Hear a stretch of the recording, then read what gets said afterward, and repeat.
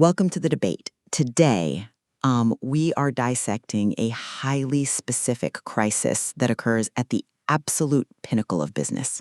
Right. The founder or the senior executive who has just completely conquered the external game. Exactly. They've got the revenue, the titles, the team growth, but quietly, they're experiencing a total internal collapse. Yeah, it's a fascinating dynamic. So the question we are pulling from Musab Khaldi's 12 Days to Change Your Life and his 4 Interior Empires framework is this.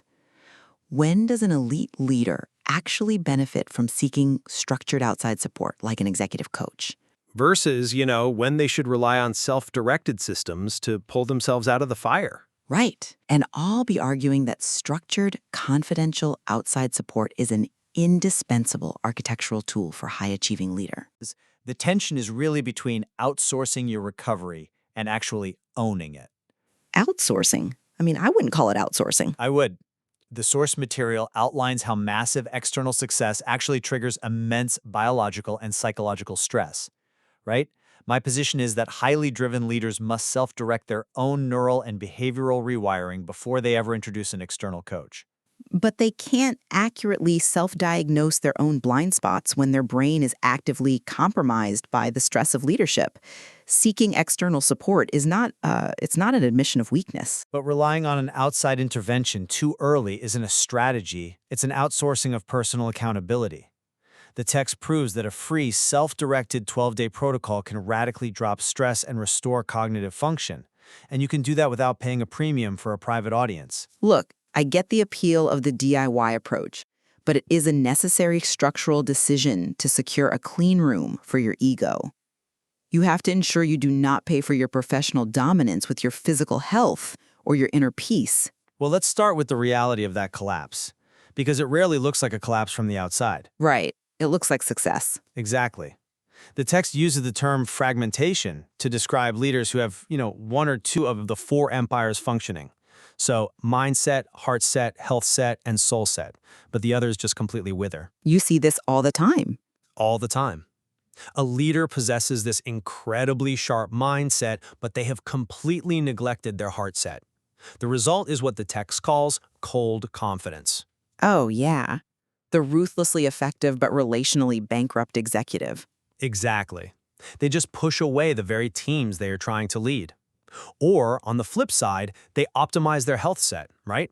Biohacking their way to perfect physical vitality. But they lack a soul set. Right. Leaving them as highly energized but spiritually empty vessels.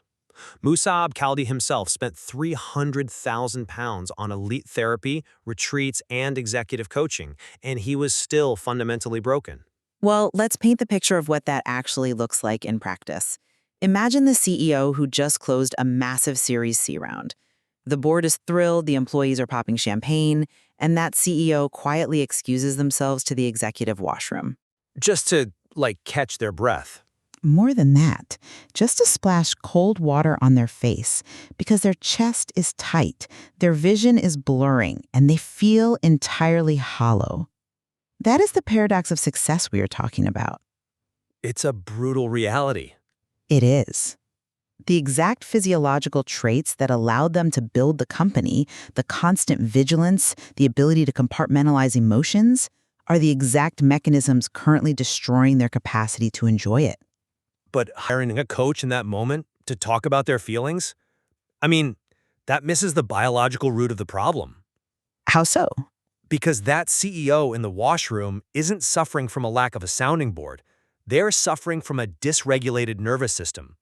The text is very clear that the brain does not work in silos, and you cannot talk your way out of a physiological crisis.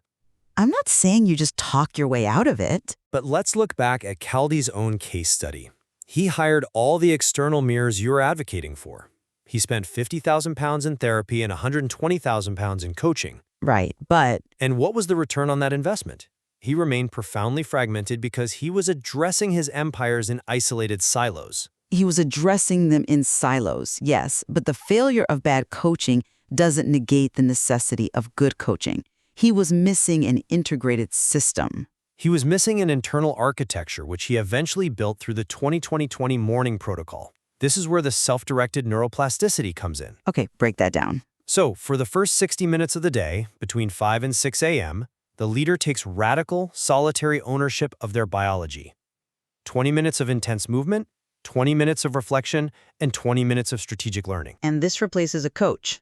Well, the data in the text shows that by implementing this daily, a leader can drop their cortisol from a highly reactive 78 nanograms per milliliter down to a controlled, commanding 31 nanograms per milliliter. Wow. Yeah. And they do this entirely on their own? Okay, let me challenge the practical reality of that. You are throwing out cortisol numbers, but explain the mechanism. How does 20 minutes of movement actually rewire a CEO who is operating on 3 hours of sleep and massive decision fatigue? It comes down to BDNF, brain-derived neurotrophic factor. Okay, the miracle grow for the brain. Exactly. When a leader engages in that first 20 minutes of intense heart rate elevating movement, they increase BDNF by 300%. It is the protein that literally allows neurons to form new connections. You cannot change a behavioral habit without it. Right. Then they move immediately into 20 minutes of reflection, like journaling or deep breathing. This forces the nervous system to shift from the sympathetic state, which is your fight or flight stress response, to the parasympathetic state, the brake pedal. Right. The brake pedal. It signals to the body that the environment is safe. They physically prime their brain for structural change before the world even wakes up. You don't need a 15,000-pound-a-month coach to set an alarm for 5 a.m. Okay, but listen, handing a burned-out leader the 20-20-20 system is like handing a flawless architectural blueprint to someone who is currently trapped under the rubble of a collapsed building. I don't think that's a fair comparison. It is, though. Yes, the blueprint works perfectly on paper. Yes, the 5 a.m. protocol is biologically sound, but if that person is crushed under the weight of imposter syndrome, totally depleted by a dysregulated nervous system, they cannot lift the structural beams off their own chest. They need a contractor. But if they are trapped in the rubble, handing them a private coach just gives them a very expensive companion to sit in the rubble with them and discuss how heavy the beams are. That fundamental misunderstanding of executive coaching is exactly why leaders stay isolated. A properly structured coaching dynamic is not a venting session. Then what is it? It is a scaffolding that holds the leader upright while the 20-20-20 protocol does its work. Consider the text's own assertion. Without this neural priming, a leader hits severe decision fatigue by 10 a.m., and by the evening, their cognitive performance drops to 38%. Sure, the drop-off is severe. Right. So if a founder is operating at a 38% cognitive capacity, making reactive decisions from a place of sheer biological panic by 8 a.m., they do not possess the objective metacognition required to self-diagnose their own gaps. You are asking a concussed quarterback to act as their own neurologist. That assumes the coach has access to the leader's internal biology, which they don't. Only the leader can force their own body into an ice bath or onto a treadmill. True, but If they lack the fundamental internal discipline to own the first 60 minutes of their day, bringing in an external coach is actually dangerous. It becomes an accountability crutch. I disagree. Look at the grade C persona defined in the text, the undisciplined prospect. For them, the gap isn't a lack of knowledge, it's a lack of behavioral execution. The neuroscience principle underlying Caldy's framework is that the brain physically changes only through intentional, repeated practice. Of course. So if the leader relies on a coach to text them at 6 a.m. to make sure they did their reflection, they aren't rewiring their own prefrontal cortex. They are just tethering their nervous system to the coach. But seeking support is not a failure of willpower. The text states explicitly, this isn't willpower, this is architecture. Elite leaders recognize when their current internal architecture is producing diminishing returns. Seeking an outside perspective is the ultimate act of taking responsibility. But let's look at where this transformation actually manifests in the real world of business. Let's look at the heart set. I'm glad you brought up heart set, actually, because I think this perfectly illustrates where a private coach short-circuits genuine leadership development. Heart set is defined as emotional authenticity, psychological safety, and vulnerable leadership. Yes. According to the text, how does a leader actually shift their company's culture? It is not by sitting in a closed office talking privately to an executive coach. The protocol demands that the leader practice vulnerable leadership directly with their team. Which is incredibly high stakes. Exactly the point. The culture-shifting moves in the text are explicit. Share a real struggle in an all-hands meeting. Ask for help with a blind spot you've been avoiding, or directly admit a strategic mistake to your board. But you can't just jump straight to that. Why not? That is where authentic power generates from. The paradox of leadership is that the more vulnerable you become with your people, the more fiercely they trust and follow you. True transformation only solidifies when the leader drops their armor in front of the people they actually lead. A private coaching session is just a safe, consequence-free simulation. It is not a simulation. It is a clean room. You are suggesting that a grade A leader, someone who has spent a decade or more performing a very specific, highly armored version of success, should just walk into a board meeting on a Tuesday and suddenly drop all that armor? If they want to change the culture, yes. But if a stoic, command-and-control CEO suddenly walks into an executive team meeting and unpacks their deep-seated imposter syndrome and emotional fragmentation without having calibrated it first, it does not create psychological safety. It creates organizational panic. So they have to rehearse being human? They have to isolate the volatile variables of their own ego so they don't contaminate the company.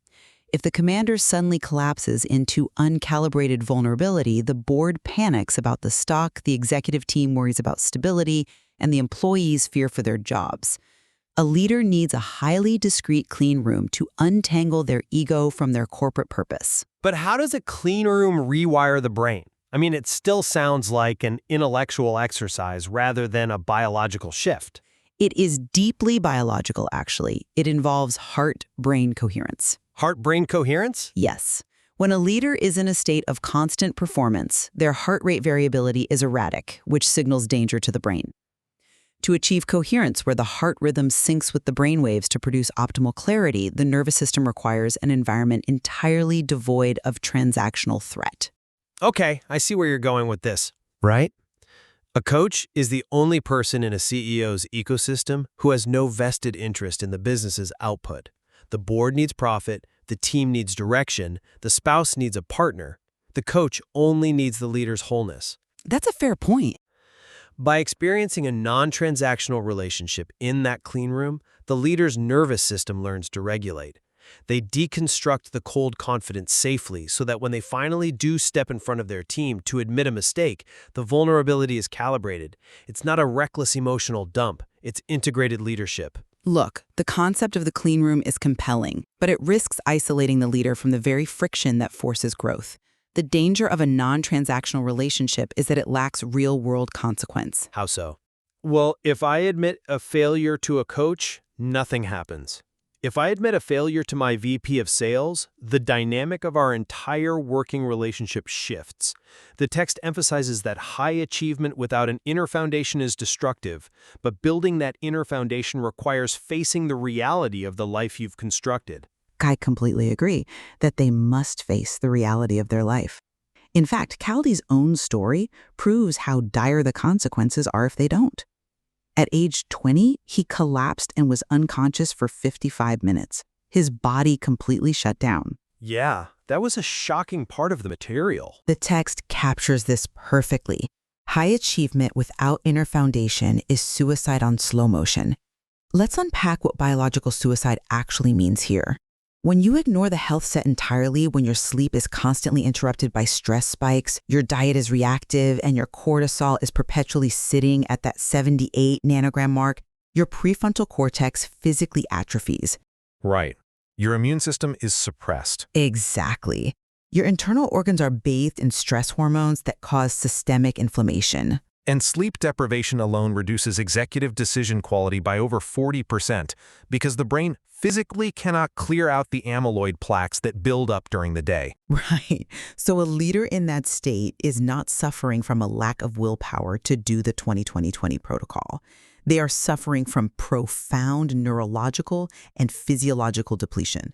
Hiring a coach who utilizes a whole person approach, who refuses to just talk about Q3 revenue, provides the external architecture needed to arrest that slow motion suicide. I hear you. The coach helps them visualize the challenge, co-regulates their nervous system, and holds the space until those new BDNF-fueled neural pathways actually consolidate.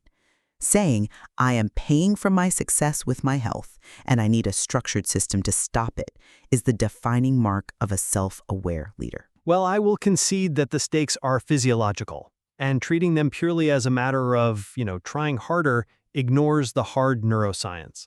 The focus on heart-brain coherence and BDNF removes this entirely from the realm of motivational hype. Exactly. And I can acknowledge the immense value of a confidential, non-transactional clean room for a leader who has reached the absolute limits of their own self-awareness. When every single relationship around you is predicated on what you can deliver, having one relationship dedicated solely to your integration is a powerful lever. And on my end, I must concede that an external coach is completely useless if the leader refuses to take ownership of the daily systems. You cannot outsource your neuroplasticity. You really can't. If a founder pays for an elite private coaching space but refuses to engage in the 20-20-20 protocol, refuses to regulate their physical health, and refuses to sit for the difficult work of the soul set, no amount of brilliant coaching will save them. The behavioral system is non-negotiable. And the soul set phase is perhaps the most demanding part of that self-directed work. The text introduces a mortality meditation, basically imagining you have 6 months to live. Which sounds intense. It is, but this isn't a morbid exercise. It is a neurological forcing function.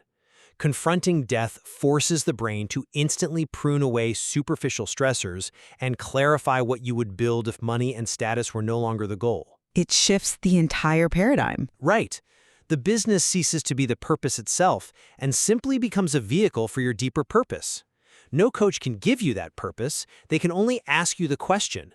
You have to sit in the silence and find the answer. It is the ultimate integration of the 4 empires. And I believe that is where our perspectives fundamentally converge today. Sustainable success simply cannot happen in silos.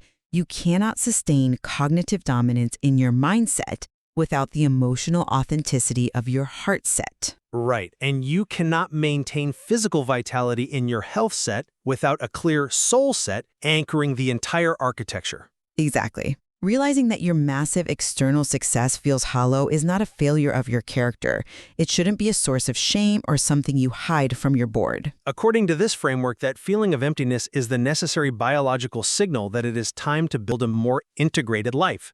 It is the transition point from being merely a successful operator to becoming an unbreakable leader. So we leave it to you, our listeners, to weigh where you are in your own executive journey. Whether you are ready to self-direct your own integration through rigorous daily protocols, or whether it is time to build a confidential, structured clean room alongside an expert who understands the realities of your business. We end today by asking you to deeply consider this. What issue in your leadership or life have you been trying to solve alone for too long? If this conversation helped you see something more clearly, take the free 4 Empires assessment at musabkaldi.com/assessment. And if you would like a private conversation about your leadership, business, or personal direction, you can book a free discovery call with Musab Kaldi at musabkaldi.com. When the structure of your success begins to fracture, don't just paint over the cracks. Look at the foundation. Until next time, thank you for joining us on The Debate.